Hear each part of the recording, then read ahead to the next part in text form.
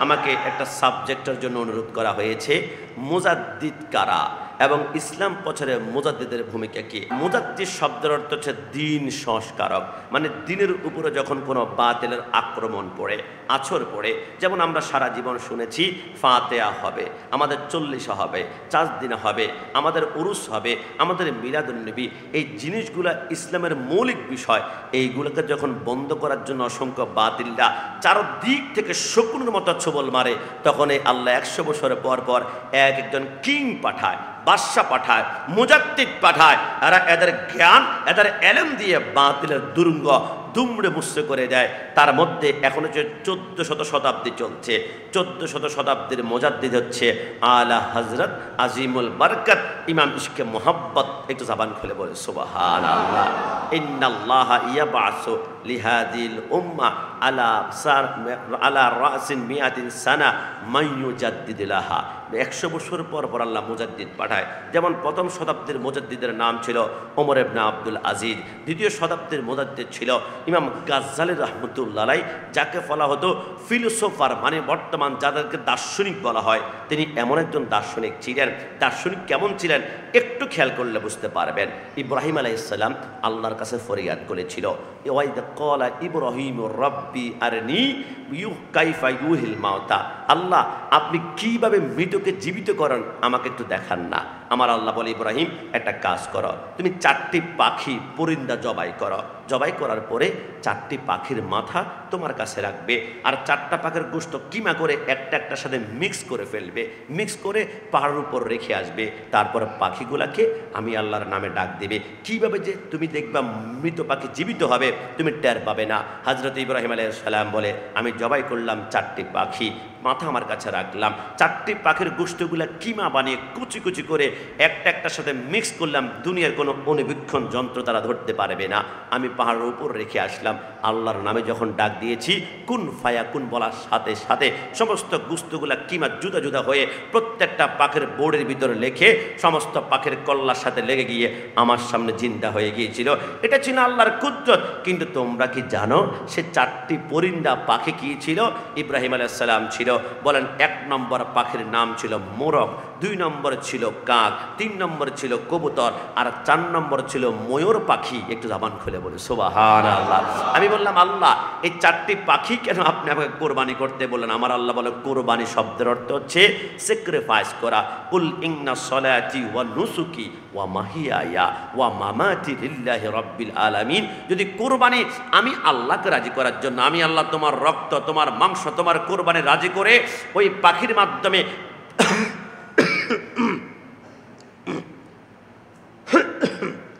পাখির পিঠে করে তোমাকে আমি পুলসারাত পার করাবো, এমন যদি চাও তাহলে তোমার এই 4টি পাখি কেন কোরবানি করতে বললাম জানো? কারণ দুনিয়ার যে কোনো মানুষ কোরবানি যদি কবুল করাতে হয় 4টি জিনিস তার জীবন থেকে কোরবান করতে হবে। বলে কি? বলে 4টি পাখির ভিতরে 4টি দোষ রয়েছে, 4টি লোভ রয়েছে, 4টি খারাপ গুণ রয়েছে। বলে কেমন? বলে মোরগের ভিতরে একটা খারাপ গুণ আছে। মোরগের খাহেসাত বেশি, তার যৌন আকাঙ্ক্ষা বেশি। 2 নম্বরে কাকের ভিতরে একটা খারাপ গুণ রয়েছে, কাকের ভিতরে লোভ বেশি, লালসা বেশি, আকাঙ্ক্ষা বেশি, অন্যের কাছে বেশি চাইতে পছন্দ করে। আর 3 নম্বর কবুতরের মতো একটা খারাপ অভ্যাস রয়েছে, যাচাই বাছাই করা ছাড়া সে বন্ধু গ্রহণ করে ফেলে। এটা কি নেশাখোর, এটাকে দুনিয়ার খারাপ বন্ধু না, ভালো যাচাই বাছাই করে না। আর 4 নম্বরে মোরের ভিতরে একটা দোষ আছে, কতক্ষণ পর পর পাখাগুলা মেয়ে বলে, দেখ আমি কত সুন্দর, দেখ আমার রূপ, দেখ আমার যৌবন। আল্লাহ রাব্বুল আলামিন বলে, তুমি যদি তোমার কোরবানিকে আল্লাহর দরবারে কবুল করাতে চাও, 1 নম্বরে তোমার জীবনের খাহেসাত মানুষ তুমি কোরবান করতে হবে। 2 নম্বরে লোভ লালসা করা যাবে না। 3 নম্বরে বন্ধু গ্রহণ করার সময় সে কি আসলে দুর্নীতিবাজ নাকি, সে ঘুষখোর নাকি, সে সুদখোর নাকি, সেই অন্য নারীর সাথে মেলামেশা করে নাকি, যাচাই বাছাই করে আল্লাহ ওয়ালা বন্ধু তোমাকে কবুল করতে হবে।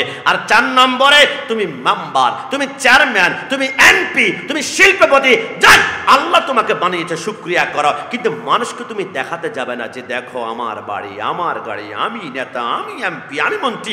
এই জিনিসগুলো যদি কোরবানি করতে পারো, 4টা জিনিস, 1 নম্বরে যৌন আকাঙ্ক্ষা, 2 নম্বরে লোভ, 3 নম্বরে যাচাই বাছাই করা ছাড়া বন্ধুত্ব, 4 নম্বরে আমি আমি আমি, এই শব্দগুলো যদি বাতিল করতে পারো, তোমার যে কোনো দোয়া আমি আল্লাহ জিব্বার আগা দিয়ে বের হওয়ার সাথে সাথে আমি আরশের মকানে কবুল করবো। জোরে বলে সুবহানাল্লাহ। আমি আমি মানে আমি সব, এইটা যারা বলে তাহাজ্জুদ পড়বেন 100 বছর, দোয়া কিন্তু আল্লাহ কবুল করবে না।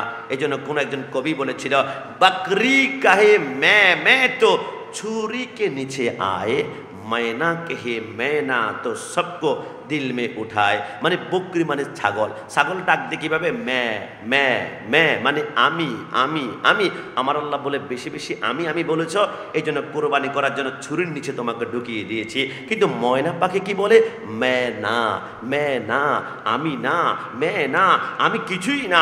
ময়না পাখি যখন বলে মে না আমি কিছুই না, আমার আল্লাহ বলে তুমি যখন নিজেকে কিছুই না মনে করতেছ তখন তোমাকে এত দামি করলাম। তুমি ময়না পাখিকে 14,000 টাকা দিয়ে মানুষ কিনবে, 15,000 টাকা দিয়ে কিনে তোমাকে সাগর কলা খাওয়াবে, তোমাকে মিষ্টি কলা খাওয়াবে, তোমাকে চাম্পা কলা খাওয়াবে, তোমাকে বাংলা কলা খাওয়াবে, আবার কথাও শিখাবে। মেহমান কেমন আছো, ভালো আছো, বিভিন্ন শব্দ। কারণ যখন মেয়ে না আপনি বলবেন আমি কিছুই না, আমি নগণ্য, আল্লাহ বলে এমনভাবে কবুল করব মানুষ তোমাকে মাথায় তুলে রাখবে। একটু জাবান খুলে বলে সুবহানাল্লাহ। এই জন্য অহংকারের চাদর হচ্ছে আল্লাহ। আমি গোলাম রাব্বানি কাশিমের চাদর যদি কেউ টান দেয় আমার মেজাজ যেরকম সেন্টিমেন্ট গরম হবে। আমার আল্লাহ বলে কেউ যখন অহংকার করে সেই মনে হয় আমার কুদরতে বোর্ড দেখে আমার চাদর টান দিয়েছে, আমি আল্লাহর তখন রাগ হয়ে যায়। আর দুনিয়াতে এমন একজন ফেরেশতা জিন ছিল যে বলেছিল আনা খায়রুম মিনহুম, তোমরা কি জানো আমি হচ্ছি ষষ্ঠ আদম থেকে আরো বড়। এই জন্য ইবলিসের 6.5 লক্ষ বছরের ইবাদত আল্লাহ মাটির সাথে ধূলিসাৎ করে দিয়েছে। এই কথার মধ্যে কোনো সন্দেহ আছে? আল্লাহু আল্লাহু তুমি জাল্লে জালালো, শেষ করা তো যায় না গে তোমার গুণগান বলো আল্লাহু আল্লাহু তুমি জাল্লে জালালো, শেষ করা তো যায় গান বলো আল্লাহু আল্লাহু।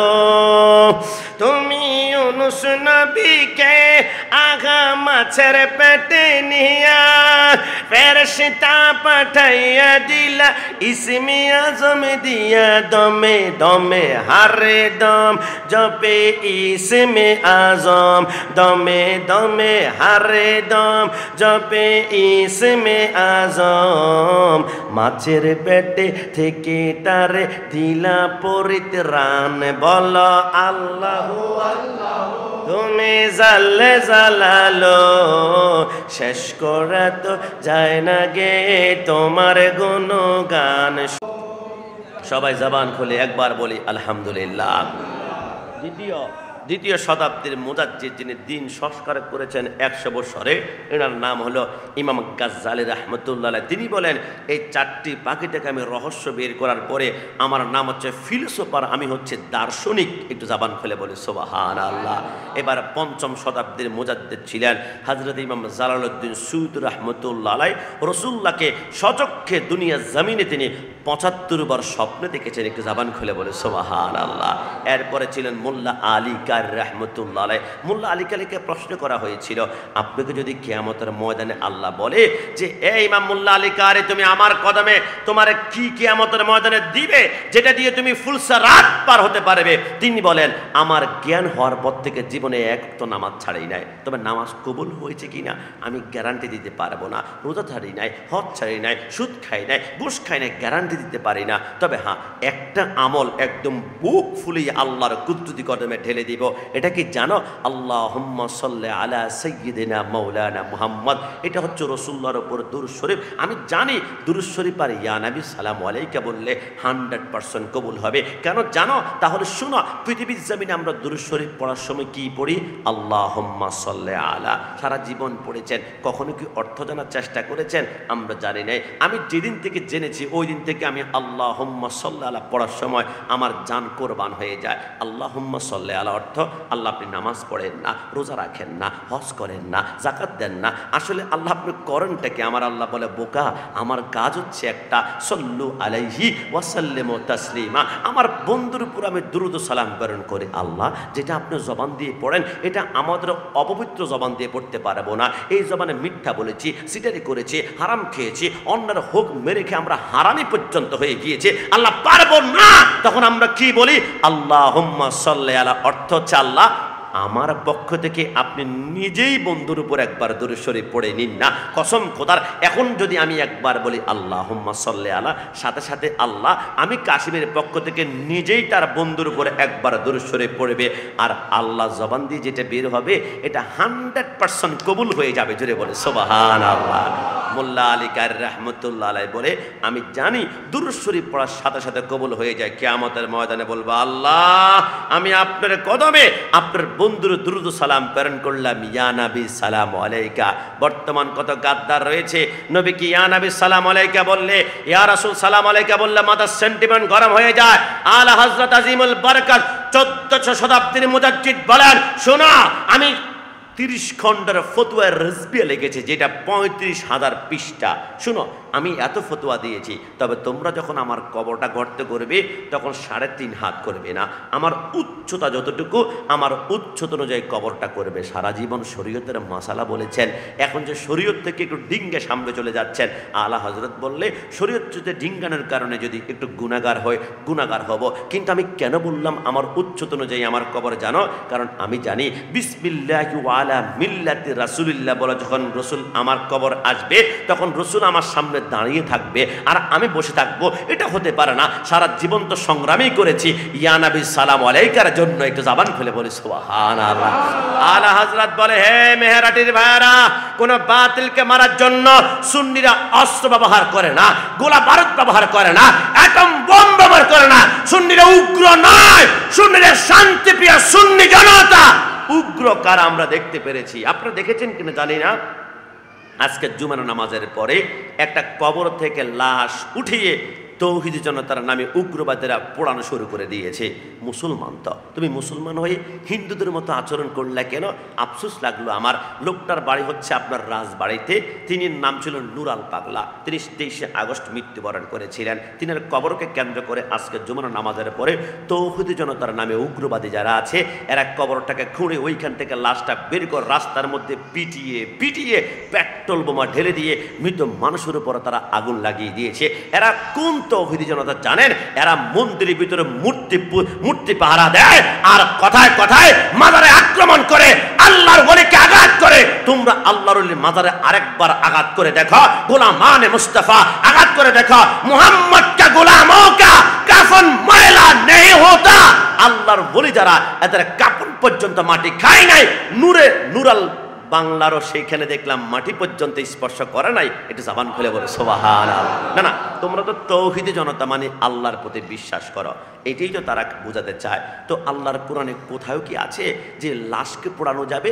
না, কোরআন নাই। কোরআন বলে লাশকে সম্মান করো। মিনহা খলাকনাকুম ওয়া ফিহা নুঈদুকুম ওয়া মিনহা নুখরিজুকুম তারাতান উখরা। যে মাটি দিয়ে তোমাকে তৈরি করা হয়েছে সেই মাটিতেই তোমাকে দাপন করা হবে। সেই মাটি থেকে কিয়ামতের ময়দানে ইদাস সামাউ ফাতারাত ওয়া ইদাল কাওয়াকিবু তাসরাত তোমাকে উত্তোলন করা হবে। আর তোমরা কিসের তৌহিদি জনতা? তোমরা আল্লাহ রসুলের প্রতি বিশ্বাস নাই। রসুল হাদিস শরীফে বলেছেন, কোন মৃত ব্যক্তির শরীরে তোমরা বাড়ি দিয়ে হাড্ডি ভেঙো না। জ্যান্ত অবস্থায় হাড্ডি ভাঙলে যে পরিমাণ গুনাহ হবে, একটা মৃত মানুষের শরীরে আঘাত করে হাড্ডি ভাঙলে তার থেকে 70 বেশি গুনাহ হবে। তোমরা কোন তৌহিদি জনতা? তোমরা তৌহিদ আর রিসালাত কাউকে বিশ্বাস করো না। কারণ আগুন দিয়ে শাস্তি দেওয়ার বিধান আমার আল্লাহ বলে, একমাত্র আমি আল্লাহ আগুন দিয়ে জাহান্নামে আমার বান্দাকে শাস্তি দিব গুনাহের কারণে। কিন্তু দুনিয়ার কারো ক্ষমতা নাই, দুনিয়ার কোনো অধিকার নাই যে আমার কোনো বান্দার গায়ের মধ্যে দাও দাও করে আগুন জ্বালাবে। এই জন্য বলি সন্তানকে তাওহিদি জনতাকে একটু দূর রাখবেন। তাওহিদি জনতা এরা কথায় কথায় উগ্রতা ছড়ায়। এরা কারবালার ময়দানে দেখিয়েছে তাওহিদি জনতা আল্লাহু আকবার ধ্বনি দিয়ে ইমাম হোসেনের বুকের মধ্যে সীমার বসিয়ে যখন চুরি চালাবে। এবার শিমরকে প্রশ্ন করলো, শিমর তুমি কি জানো না ইনি হচ্ছেন জান্নাতের যুবকদের সরদার, ইনাকে তুমি জবাই করছে কেন? শিমর পাগড়িটা খুললো, হাতের মধ্যে নিয়ে পাগড়ির ভিতর থেকে চিঠি বের করলো। তোমরা কি শুনবা? চিঠির মধ্যে 600 আলেমের ফতোয়া লেখা আছে। তাড়াতাড়ি আল্লাহু আকবার বলো, হুসাইনকে জবাই করো, একটু পরে আসর নামাজ পড়তে হবে। যে হুসাইনকে আসরের ভিতরে নামাজের ভিতরে সালাম না দিলে নামাজের ভিতরে সালাম না দিলে নামাজ পর্যন্ত হয় না। সেই তৌহিদি জনতা আল্লাহু আকবার স্লোগান দিয়ে হুসাইনকে যারা জবাই করেছে, এরা নুরাল পাগলাকে গায়ের মধ্যে আগুন লাগাতে এদের জন্য বেশি কিছু নাই। এই জন্য আমি মাঝে মাঝে বলি, এই দেশ উগ্রপন্থী নামে কোন তৌহিদি জনতার দেশ নয়, এই দেশ আউলিয়া কেরামের পক্ষে মাজারপন্থী বাংলাদেশ। ডান হাত তুলে বলা ঠিক কিনা?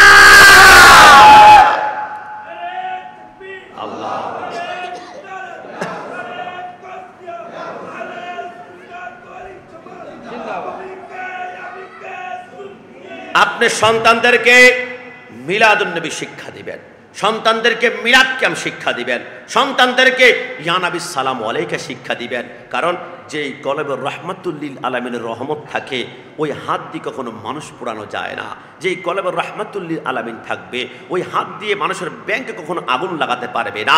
যেই কলবে রহমাতুল্লিল আলামিনের রহমত থাকবে, ওই হাত দিয়ে রাষ্ট্রের কোনো সম্পদ নষ্ট করা যাবে না। এই জন্য সুন্নিরা হচ্ছে শান্তপ্রিয় সরকার, বুঝতে পেরেছে। তাই তো আজকে দেখলাম তারেক জিয়া সাহেব তিনি বলেন ঈদ মিলাদুন্নবী। আমার বাড়ি হচ্ছে কুমিল্লা জেলার বড়ুয়া থানার সাবেক এমপির নাম ছিল আপনার জাকারিয়া তায়ের সুমন, তিনিও লেখেন ঈদ মিলাদুন্নবী। আজকে দেখলাম সার্জিস আলম, যিনি সমন্বয়কদের মধ্যে অন্যতম, তিনি লেখেন বালাগাল উলা বিকামালিহি কাশাফাত তুজা বিজামালি। তারা জানে যে রাসূল ছাড়া দুনিয়াতে কোনো উপায় নাই, মানবতার অন্যতম মুক্তির দিশারি যত নোবেল পুরস্কার পাও, এটা আমাদের পায়ের নিচে পৃথিবীর জমিনে একমাত্র শান্তির দূত হচ্ছে মদিনা ওয়ালা। এই কথার মধ্যে কোনো সন্দেহ আছে? রাহমতে আলম নবী নূরে মুজাসসাম, সাহাবীরা আতর বানায় ওই নবীজির ঘামে। বলো সাহাব আসতে, টাকা তো সব শেষ হয়ে যাবে। আজকে ঘটনা কি? কোন স্লোগান দিলে বাপের নামে চাচার নামে টাকা বের হয় না। মদিনাওয়ালার প্রেম গাইলে, আমি গত আগের জুমায়, আমি যেখানে জুমা পড়াই ঢাকা গাউসুল আজম হাসান আদারি সাহেব 2 জুমা পড়ে, আমি 2 জুমা। আমি বললাম কে দিবেন? 20,000 টাকা মিলাদুন্নবীর বাজেট, 3.5 লক্ষ টাকা। একজনে দাঁড়িয়ে বললো আমি দেবো 1,10,111 টাকা। আমি বললাম কি রে ভাই, মানুষ চাঁদাবাজি করে গলার মধ্যে ছুরি ধরে টাকা দে, আর আমি গোলাম রাব্বানী কাশিমি মদিনাওয়ালার প্রেমে শুধু বললাম কে দিবে? চাঁদাবাজি দরকার নাই, রসুলের প্রেম সেট করো, টাকা তোমার কদমে আসবে। হারকে এশকে মুস্তফা সামানে উস্ত, বাহার ওয়া বারদার গোসায় দামানে উস্ত। রসুল্লাহর জন্য কোরবান হয়ে যা, কসম খোদার জান্নাত তুমি তালাশ করতে হবে না, জান্নাত তোমার কদমে এসে চুমা খাবে। একটু জবান খুলে বলে সুবহানাল্লাহ। রহমতে আলম নবী নূরে মুজাসসাম, সাহাবীরা আতর বানায় ওই নবীজির ঘামে। বলো সাহাবীরা ওই নবীজির ঘাম। শোনো মানো জানো কেমন আমার নবীজি, জাগার প্রেমে চন্দ্র সূরজ তারকারাজি। তুমি আরো শুনবানি সুন্দর কাহিনী, জান্নাতের ওই রোমে রোমে লেখা নবীর নাম। বলো জান্নাতের ওই রোমে রোমে লেখা নবীর। শেষবারের মতন একসাথে, রহমতে নূরে মুজাসসাম। বলো রহমতে আলম নবী নূরে মুজাসসাম, সাহাবীরা আতর বানায় ওই নবীজির ঘামে। বলো সাহাবীরা নবীকে আমার মতো বললে বলবেন এইদিকা তোর ঘাম দে, হাতের মধ্যে নিয়ে ঘষে দিবেন, মুরগির পায়খানার মতো গন্ধ বের হবে। কিন্তু আমার নবীর ঘাম মিসলুল লুলুই, রসুলের এক একটা ঘাম জমিনে পড়লে মনে হয় মণিমুক্তার মতো ঝলমল করে। একটু জবান খুলে বলে সুবহানাল্লাহ। সাহাবায়ে কেরাম বলে রসুলের ঘাম কোনোদিন জমিনে পড়তে পেরেছে কিনা আমরা জানি না। ঘাম পড়বে, আমরা সাহাবায়ে কেরাম জীবন দিয়ে দৌড়িয়ে রসুল্লাহর ঘাম মোবারক হাতের মধ্যে নিয়ে আমরা শিশির ভিতরে ঢুকাতাম। কেন? আমার মেয়ের যে বিবাহ হবে, আমার ছেলের যে বিবাহ হবে, আমি আতর কিনতে পারবো। কিন্তু রসুল্লাহর ঘাম থেকে যে গ্রানটা বের হয়, এটা দুনিয়ার কোনো গ্রান নাই, এটা হচ্ছে জান্নাতের মিষ্কাম্বরের চাইতে 70,000 গুণ সুগ্রান। একটু জবান খুলে বলে সুবহানাল্লাহ। এই জন্যে সরকারে মদিনার ঘাম যদি আমাদের মতন নয়, রসুল কখনো আমার মতো হতে পারে? আলা হাজরত তিনি 14দশ শতাব্দীর মজাদ। আপনাদের কি মনোযোগ আছে? কোনো সমস্যা নাই তো? পিছনে কি শোনা যায় কথা? আমার কথা শোনা যায়? আলা হযরত বলে 14 শতাব্দীর মোজাদ্দিদ, তিনি বলেন নবী কি আনাবে সালাম আলাইকা দিবা। তবে আমরা সুন্নি যেহেতু কোনো গুস্তাখ রাসূলকে মারার জন্য অস্ত্র ব্যবহার করতে পারি না, হকি স্টিক যে কীভাবে ধরে আমরা নিজেরাও জানি না, 147 গুলিটা আসলে কেমন আমরা নিজেরা জানি না। আলা হযরত বলে বাতিলকে মারার জন্য তার থেকেও বড় একটা অস্ত্র আছে। ইয়ানাবে সালাম আলাইকা বললো যদি দেখো হাওমাও করে চিৎকার করে বিদাতি বিদাতি বিদাতি, তাহলে কি করবা জানো? তার সামনে গিয়ে বলবা মুস্তফা জানে রহমত পে লাখো সালাম। এতক্ষণ এক সালাম দিছি, তুমি সহ্য করতে পারো নাই, এখন লাখো সালাম নাও, দেখি কতটুকু সহ্য করতে পারবো। আর এটা তারা বড় বেদাত, এটা আরো বেদাত বললে আলা হযরত বলে তার থেকে ওরা বড় আগুন জ্বালাবা। এটা আবার কোনটা? আলা হযরত বলে और कोई गायब क्या तुमसे नेहा हो भला जब ना खुदा है चुपा तुम पे करोड़ो दरूद, তোমার উপরে কোটি কোটি সালাম প্রেরণ করবা। প্রথম ইয়া নবী সহ্য করতে না পারলে লাখো সালাম, এরপর না পারলে কোটি কোটি সালাম দিবা। বাতিল জ্বলে পড়ে চারকার হবে, বাতিল সব সহ্য করতে পারে, কিন্তু ইয়া নবী সালাম আলাইকা সহ্য করতে পারে। এই জন্য আলা হযরত আজিমুল বরকত 14 শতাব্দীর মুজাদ্দিদ হয়ে আমাদের মাঝে আগমন করেছেন। বিদায় আমরা জামিয়া আহমদিয়া সুন্নিয়া লেখাপড়া করে মসলকে আলা হযরতের উপরে বৃত্তি দিয়েছে। বিদায় আমি গোলাম রাব্বানী কাশেমি ইশকে নিয়ে আপনাদের সামনে কথা বলছি। আলা হযরত বলে কাবাব মেহে আমার দিলটা হচ্ছে নবী প্রেমে জ্বলতে জ্বলতে কাবাব হয়ে গিয়েছে। দুনিয়ার সবচেয়ে সুস্বাদু কাবাবের নাম হচ্ছে হরিণের কাবাব। হরিণের কাবাব যদি আমার হাতের মধ্যে দেয় আমি স্বাদ পাই না, কারণ নবী প্রেমের আগুনে আমার কলিজাটা এমনি পুড়ে পুড়ে কাবাব হয়ে গিয়েছে। একটু জবান খুলে বলে সুবহানাল্লাহ। এজন্য আলা হযরত বলে মুস্তাফা জানে রহমত পে লাখো সালাম। জানে রহমত মানে দুনিয়ার জমিনে যত রহমত আছে সমস্ত। এই আব্দুল কাদের বসো, তোমার পপকর্নের বস্তা আমি দেখতে পেরেছি, বিশাল বস্তা, এটা 5 মাহফিলে শেষ করা যাবে না। তারপর আমরা চেষ্টা করবো আজকে সেই তো রসুল্লাহর প্রেম মহাব্বত অন্তরে ধারণ করে সুন্নি কোনো ভাইকে ইচ্ছে করলে ভিক্ষা করলে তো মাসে 10-50 হাজার টাকা ইনকাম করতে পারতো, ভিক্ষা না করে সে ব্যবসা করছে। আমার রসুল ছিলেন তাজের, রসুল নিজেও ছিলেন ব্যবসায়ী। এই জন্য রসুলের সুন্নত যেহেতু আদায় করছে আমরা যাওয়ার সময় একটা প্যাকেট নেবো। হুজুর আমি তো খেতে পারি না, আমার ছেলে আছে, মেয়ে আছে, স্ত্রী আছে। বলবেন হুজুর আমার স্ত্রীর বয়স তো 70 বছর, আপনি আর জানেন না যারা মুরব্বী এরা চকলেট বেশি পছন্দ করে, চিপস বেশি পছন্দ করে, তবে লজ্জায় খেতে পারে না। কি বলবে 70 বছরের মুরব্বী আমি চিপস খেলে আমার বাবা পছন্দ করতে আমি বিশ্বাস করেন আমি যতবার বাড়িতে যেতাম আমার ছেলে মেয়ের জন্য চিপস দেয়। আমার আব্বা আম্মা দেখি সকালবেলা ফজর পরে টুকটুক করে খায়, আমি গেলে প্যাকেট লুকাই ফেলে। আমি বললাম ঘটনা কি? আরে মানুষ কি বলবে আমাদেরকে। আসলে মুরব্বী যারা আছে এতে ছোট ছোট বাচ্চাদের কিছু অভ্যাস মুরব্বীদের ভিতরে আল্লাহ ঢুকিয়ে দেয়, এরা চিপস চকলেট খাইতে বেশি ভালোবাসে। এই জন্য যদি আপনি পারেন একটা পপকর্ন যাওয়ার সময় নিবেন, নাতির জন্য, স্ত্রীর জন্য, বাচ্চার জন্য। রব্বুল আলামিন এর অন্তরে রসুলের প্রেম জাগ্রত করে আমার পাড়ায় এলাকায় ভিক্ষা থেকে যাতে করে ব্যবসা বৃত্তির দিকে মানুষের যোগ বেড়ে যায় আল্লাহ কবুল করুক। সবাই জবান খুলে বলে আমিন। মুস্তাফা জানে রহমত পে লাখো সালাম। নবী আমার হচ্ছে তামাম দুনিয়ার যত রহমত আছে রহমতের জান হচ্ছে মদিনাওয়ালা। আমার নবী যখন মেয়ারাজে রওনা করেছিল আমরা সকলেই শুনেছি। রসুল বলে আমি মেয়ারাজ থেকে 27 বছরে পাড়ি দেওয়ার পর আমি দুনিয়াতে যখন আসলাম আমি দেখলাম যে পানি দিয়ে অজু করেছি, পানি নিচের দিকে গোড়ায়। আমি যে বিছানা থেকে উঠেছিলাম বিছানাটা এখনো পর্যন্ত গরম। কিরে বিছানা থেকে উঠলে 5 মিনিট পরে তো বিছানা ঠান্ডা হয়ে যাবে, না হয় 10 মিনিট, না হয় একদিনই দিলাম, কিন্তু 27 বছর পরও গরম কেন? আমার আল্লাহ বলে আন্নাবিয়্যু আওলা বিল মুমিনিনা মিন আনফুসিহিম। তুমি গোলাম রাব্বানী কাশিমের যেমন একটা জান আছে, তোমার রুটা এখন টান দিয়ে বের করলে 1 সেকেন্ডের ভিতরে তোমার বডি স্টপ হয়ে যাবে, হাতের নড়াছড়া বন্ধ হয়ে যাবে। ঠিক তামাম দুনিয়ারও একটা জান আছে। তামাম দুনিয়ার জানের নাম হচ্ছে দু জাহানের বাদশা সাইয়্যিদুল মুরসালিন খাতামুন নবীন। নবীকে যখন আসমানে আমি আল্লাহ নিয়ে গেলাম, বিছানা গরম ছিল, গরমের মধ্যে আমি রেখে দিলাম, পানি গড়াচ্ছিল, গরমের মধ্যেই রেখে দিলাম। আবার দুনিয়ার জান যখন 27 বছরের পরে আসলো আমি আবার পানি গড়ালাম, আবার বিছানা গরম অবস্থা, গরমটা আমি কন্টিনিউ রেখে দিলাম। একটু জবান খুলে বলে সুবহানাল্লাহ। মুস্তাফা জানের রহমত পে লাখো সালাম, শামায়ে বজমে হেদায়েত পে লাখো সালাম। হেদায়েতের বাগানে যত নবী আছে সমস্ত নবীর মাথার তাজ হচ্ছে সরকারে মদিনা। নবীকে আমার আল্লাহ কি বলেছেন? ওয়াদাইয়ান ইলাল্লাহি বিইذনিহি ওয়া সিরাজাম মুনীরা। আমার নবী হচ্ছে সিরাজ, সিরাজ মানে হচ্ছে সূর্য, মুনির মানে চন্দ্র। আল্লাহ বুঝলাম না, নবীকে সূর্য বলেছেন, চন্দ্র বলেছেন, একটা বললেই তো হয়। আমার আল্লাহ বলে না, সিরাজ মানে হচ্ছে সূর্য। রসুল সূর্যের মতো আলো দিবে, কিন্তু সূর্যের মতো তাপ দিবে না। সূর্যের তাপ দিলে তোমাদের এসি লাগে, এয়ার কুলার লাগে, ফ্যান লাগে। উফ, আমার গাটা শিনশিন করে জ্বলতে শুরু করলো। না না, আমার রসুল তো জ্বলার মধ্যে নাই, আমার রসুল তো রহমত বিলীনের মধ্যে রয়েছে। এই জন্য আমার রসুল সিরাজ বলেছে আলো দিবে সূর্যের মতো। আর চন্দ্রের আলো তোমাদের গায়ে কখনো গরম লেগেছে এমন বলতে পারবা? চন্দ্র যখন তোমাদেরকে আলো দিবে তখন ঠান্ডা ঠান্ডা লাগবে। নবী আমার আলো দিবে সূর্যের মতো, আর আবহাওয়া দিবে ঠান্ডা চাঁদের মতো। একটু জাবান খুলে বলে সুবহানাল্লাহ। মুহাক্কিক কেরামগণ বলে সিরাজ এবং মুনির, চন্দ্র সূর্য বলার অন্যতম কারণ জান্নাতে, আজকে থেকে নোট করে রাখবেন, জান্নাতে সকাল নাই, সন্ধ্যা নাই, রাত নাই, দিন নাই। তাহলে হুজুর জান্নাতে কোনো টাইম পাওয়া যাবে না? জান্নাতে একটা টাইম আছে, ওইটার নাম হচ্ছে শোবে সাদিক। জান্নাতে যখন যাবেন তখনই শোবে সাদিক দেখবেন। আল্লাহ কেন?